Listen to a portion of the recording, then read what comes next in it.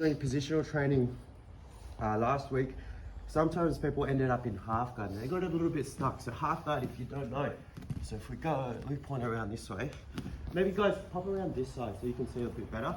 But what happens is he doesn't have mount. I've got one of his legs, he's got mine. So in jiu-jitsu, this is like a 50-50 or maybe even I'm attacking position. But in MMA, it's kind of fucked. And it's a funny position in MMA because a lot of people in MMA really like this on top because you've pinned their hips. It's actually, they find it easier to maintain this because I'm keeping myself locked in. So it's easier for him to do some ground and pound on me. On the flip side of that though, some really good jiu-jitsu people really like half guard because it's more mobile. I can move around a little bit more. So I've kind of thought about it and I realized I think it just comes down to me if I move or if I don't move. If I stay still here, I'm fucked, okay? But if I move, then I've got really good chances to get to a better position. But a couple of principles I want you to think about is talking about this back leg here. So if we turn around this, just turn and face, yeah. So I kind of, more or less, not necessarily clamp onto this leg the whole time because like I said, I'm clamping him to me as well. He stays on top. So I'm not just clamping at all costs, but I am aware that if I get lazy with this leg, that he can just step over into mount. If I don't do anything, he'll just, not even step, he'll just slide his knee through into mount. So I need to just be aware of that. And the other thing is I never want to be flat on both shoulders. If I'm flat on both shoulders, it's pretty shit. Like he could start landing really good ground and pound. He could, yeah. Beach, but it's not doing a lot. He's put his hips in. I don't want that. So your first priority here is just getting to your side. Okay, so we're here. If I get to my side, and notice I've got an underhook now. So I'm almost reaching towards his lat or even above his shoulder. Those both of them are good positions. And I'm posted up on my elbow, maybe even potentially my hand here. Okay. If you are the one on top as well, I want to really focus on the escapes. But if you're the one on top, a couple of ways, which I saw a lot of you guys just figured out yourselves, is that he's trying to get an underhook on me, right? And then grab my shoulder. If he gets this, he can potentially win. If I swim my underhook down and control his shoulder, and then get what's called a crossface, so this basically, boom, that's what Shay, you're doing, putting his chin, making him face away, I can pin his shoulders down to the mat, and this is a good control. Or I could even just from here, just frame my elbow and just use that.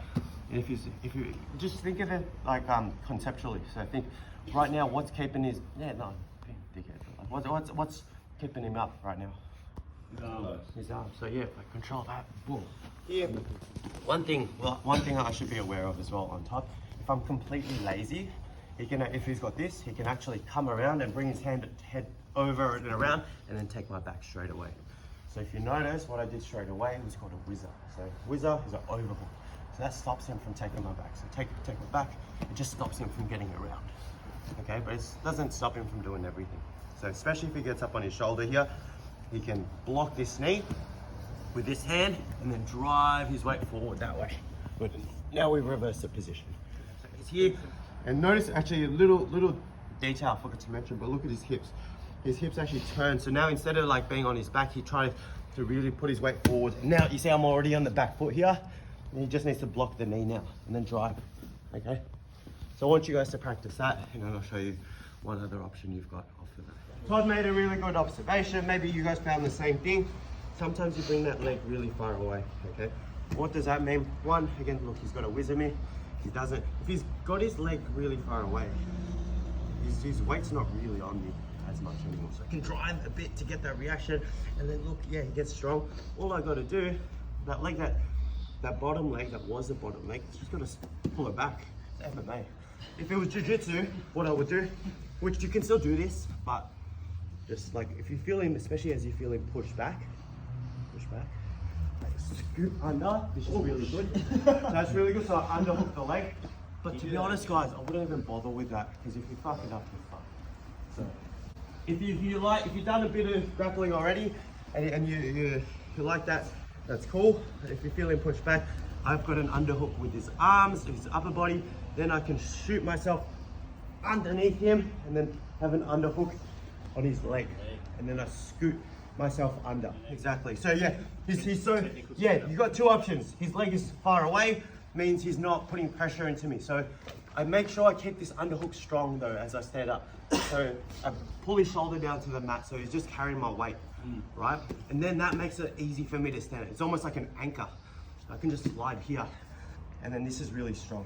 So Yeah, I have a question. First one top as that was, I found I could push it further and like control him. push it further. Tom, should flip it. Top. And like that. Yeah, exactly. That's good. That's probably when I would go to that move. That's probably when I would do that. Or I would switch my underhook to kind of mid to now Mirror that. Oh, yeah. okay. So instead of going the far side, okay, I'll go here. Yeah. That could work. And look, if you fancy your guard game, if you like your attacks on close guard, this enough is as well to enough just to like get back to close guard if you want to play that. But again, you're losing the fight still. Even if you're in a really good position like this and you're attacking, judges will still see this as, Oh, really? as potentially. You don't know. We get the person to tap out. Then you win. Okay.